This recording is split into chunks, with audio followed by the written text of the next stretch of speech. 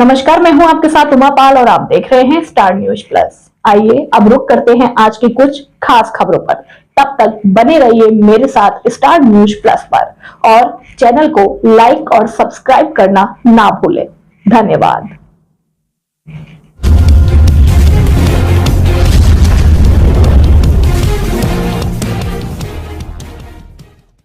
Software engineer की हुई मौत के मामले में उपकार नर्सिंग होम की निदेशिका विभा मिश्रा सहित 3 डॉक्टरों के खिलाफ मुकदमा दर्ज कराने का आदेश। अपर मुख्य न्यायिक मजिस्ट्रेट शिखा यादव की अदालत ने चिकित्सीय लापरवाही के कारण एक महिला सॉफ्टवेयर इंजीनियर की हुई असामयिक मौत के मामले में उपकार नर्सिंग होम की निदेशिका विभा मिश्रा, उनकी पुत्री डॉक्टर इशिता अवस्थी व डॉक्टर निशांत मिश्र के खिलाफ भेलूपुर थाना अध्यक्ष को आदेश दिया है कि समुचित धाराओं में प्राथमिकी दर्ज कर विवेचना करे। बजरंग नगर कॉलोनी छितुपुर थाना सिगरा निवासिनी परिवादिनी निशा रानी शर्मा ने अपने अधिवक्ता शशांक शेखर त्रिपाठी, शशिकांत दुबे, आशुतोष शुक्ला, दीपक वर्मा, सूर्यभान तिवारी के माध्यम से मुख्य न्यायाधीश दंडाधिकारी की अदालत में बीएनएसएफ की धारा 173(4) के तहत प्रार्थना पत्र दर्ज कराया, जिसमें महरूमगंज थाना भेलूपुर स्थित उपसंहार नर्सिंग होम प्राइवेट लिमिटेड की निदेशक डॉक्टर विभा मिश्रा, उनकी पुत्री शीता अवस्थी तथा अज्ञात कंसल्टेंट एथेनेटिक्स डॉक्टर निशांत मिश्रा को प्रतिवादी बनाते हुए यह आरोप लगाया था कि इन लोगों की लापरवाही से उनकी सॉफ्टवेयर इंजीनियर श्रीमती वर्षा शर्मा की मौत हुई। इन लोगों ने वाराणसी के कई अस्पतालों में अनावश्यक रूप से उनकी पत्री को रेफर करने के नाम पर घुमाया और स्थानीय अस्पतालों ने उसे लखनऊ के मेदांता और एसजीपीजीआई अस्पताल में रेफर किया, लेकिन उनकी जान नहीं बची। स्टार न्यूज प्लस के लिए उत्तर प्रदेश के वाराणसी से नेहा द्विवेदी की रिपोर्ट।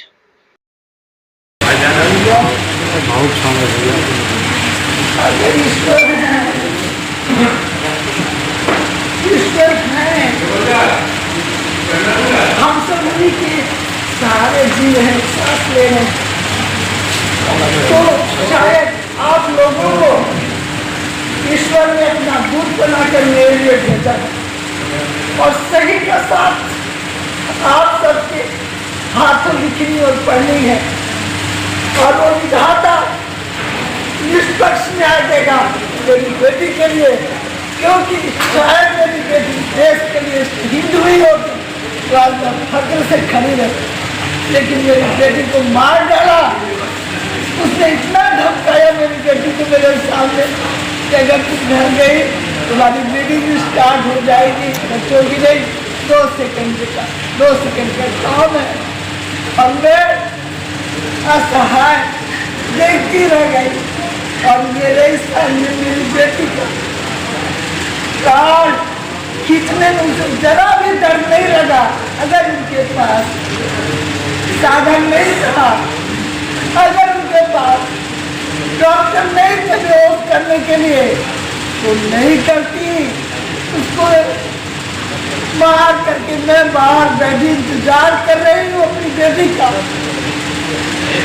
तब मेरी बेटी बाहर आएगी,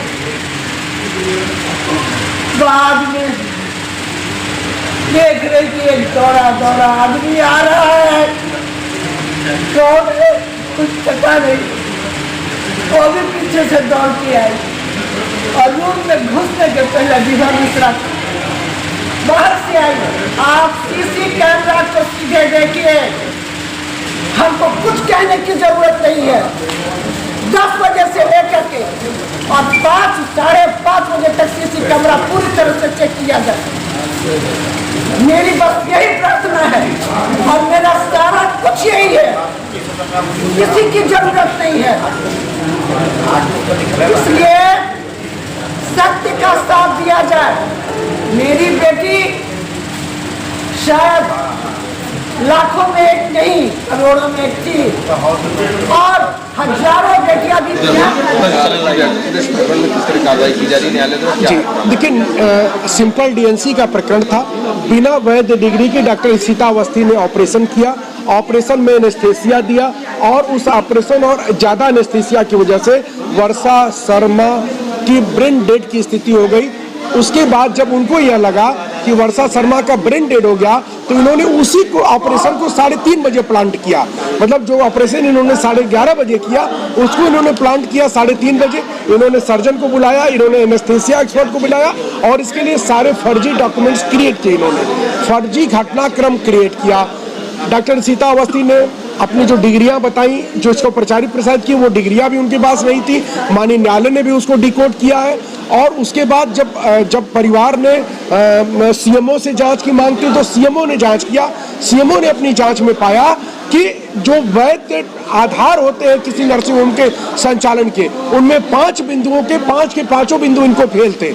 न तो इनके पास 24/7 एनेस्थेसिया एक्सपर्ट था, न तो इनके पास 24/7 सर्जन था, न तो इनके पास एम्बुलेंस थी, न तो इनके पास ऑक्सीजन की पर्याप्त व्यवस्था थी, और न ही इनके पास सब जगह सीसीटीवी फुटेज लगे हुए थे, और न ही इनके पास ऑक्सीजन देने के लिए जो व्यवस्था होती है, अगर किसी मरीज की स्थिति आईसीयू में जाने की हो जाती है तो ऑक्सीजन देने की व्यवस्था वो भी इनके पास नहीं था। सीएमओ की जांच रिपोर्ट आने के बाद क्या हॉस्पिटल सीएमओ ने बनारस के सीएमओ के खिलाफ, इनके खिलाफ जांच रिपोर्ट आई। सीएमओ ने इनको नोटिस दिया। उसके बावजूद till this date this slaughter house is running. बिना किसी वैध आधार के सीएमओ की नोटिस का जवाब भी इन्होंने दिया या नहीं दिया, लेकिन उस समय तक इनके पास कुछ नहीं था। और उसके बाद आज तक ये जो है हॉस्पिटल्स इनके लगातार रन कर रहे हैं और लगातार ये मरीजों का उसी प्रकार से दोहन कर रहे हैं जैसे लगातार करते आ रहे हैं पिछले 50 वर्ष। न्यायालय ने आदेश दिया है, हमारे तथ्यों को सही पाया है। इन्होंने जो डॉक्यूमेंट्स में मैनिपुलेशन किया था उसको सही पाया है। इन्होंने जो तथ्यों और परिस्थितियों से छेड़छाड़ की थी, माननीय न्यायालय ने उसको सही पाया है। माननीय न्यायालय ने इनके खिलाफ एफआईआर दर्ज करने का आदेश थाना फूलपुर को दिया है और प्रॉपर कार्रवाई करने का आदेश इनके खिलाफ दिया है। तो निश्चित तौर पर यह जो एफआईआर होगा वह एक बड़ा मील का पत्थर साबित होगा, क्योंकि आज तक यह समाज में बात जाती थी कि डॉक्टर्स आर ऑलवेज राइट। कुछ डॉक्टर्स ऑलवेज राइट होते हैं, हम उससे इनकार नहीं करते हैं, लेकिन कुछ डॉक्टर्स माताओं, बहनों, बेटियों के शरीर को एक उद्योग धंधे के रूप में देखते हैं। और उपहार नर्सिंग होम जो मामूरगंज में स्थित है, जिसकी डायरेक्टर है विभा मिश्रा, इशिता अवस्थी, और ये लोग उसके डायरेक्टर्स हैं, और जो डॉक्टर एनेस्थेसिया वाले बाद में आए हैं, वो सारे लोग मिल करके इस तरह का षड्यंत्र लगातार कर रहे हैं। त्रिवेदी एडवोकेट हूँ और जिस बच्ची के साथ ये घटना घटित हुई थी उसका अपना मामा हूँ मैं। पूरा प्रकरण चिकित्सकीय जो लापरवाही और आपराधिक कृत्य किया गया है उपहार नर्सिंग होम महमूरगंज वाराणसी द्वारा, उसी से संदर्भित है। इसको जिस तरीके से महिलाओं को at the time of menses, मासिक धर्म के समय में अगर अत्यधिक ब्लीडिंग हो जाती है तो उसके लिए वो दिखाने गई थी। उसकी ब्लीडिंग 2-3 दिन ज़्यादा हो गई थी, तो उसमें उन्होंने कहा ये दवाइयाँ दे रही हूँ और 3-4 दिन बाद फिर आकर के दिखाओ, कुछ जांच करा करके लाओ। यह प्रक्रिया 12 तारीख से लेकर के और 19 तारीख तक चली। 20 तारीख को अब उन्होंने कहा था कि किस सन का है मामला? ये 2023 20 मई सन 2023 का मामला है। पिछले आप कह सकते हैं कि ये कुल मिलाकर के 21 महीने हो गए इस घटना को घटे हुए। और देखिए आज 21 तारीख है, आदेश भी 20 तारीख को ही, कल शाम 5 बजे आदेश आया है, वो भी तारीख 20 थी। कहीं ना कहीं वो अपनी लड़ाई लड़ रही है और उसकी लड़ाई का ही परिणाम है कि न्यायिक परिस्थितियां ऐसी बनी अनुकूल उसके कि धर्म और सत्य की विजयश्री होने जा रही है। तो जो प्रशासन और उसका पैसा दोनों किसी भी तरीके से इस पूरे प्रकरण को दबाना चाहता था, न्याय की जीत हुई है और न्यायालय ने कहा है कि नहीं, इसमें बहुत सारी ऐसी घटनाएं घटित हुई हैं, दस्तावेजों में कूट रची गई है जिसके कारण ये कृत्य हुआ है, इसलिए इसकी जांच होनी आवश्यक है। और न्यायिक प्रक्रिया के लिए यह बहुत आवश्यक है कि अगर उसको न्याय नहीं मिलेगा तो ये ठीक नहीं है। इन स्थिति और परिस्थिति को ध्यान में रखते हुए न्यायालय ने बेलूपुर थाने को आदेशित किया है कि आप मुकदमा पंजीकृत कर विवेचना करें और प्रार्थना पत्र जो दिया गया है वादनी का, उसके आधार पे जो सुसंगत धाराएं बनती हैं उसके अंतर्गत आप मुकदमा दाखिल करेंगे और विवेचना करेंगे। तो मुख्य प्रकरण ये है, इसमें 3-4 बिंदु हमारे हैं।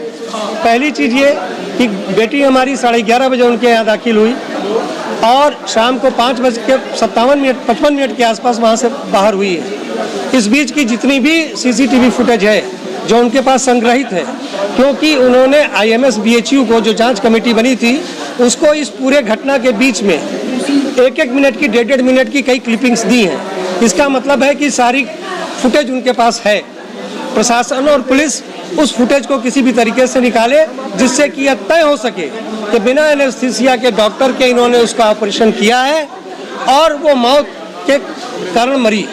उनकी लापरवाही और उसके बाद दस्तावेजों में जो हेर फेर किया गया है, ये सारी घटना 12 बजे 12:30 बजे के आसपास उन्होंने ऑपरेट किया है और घटना का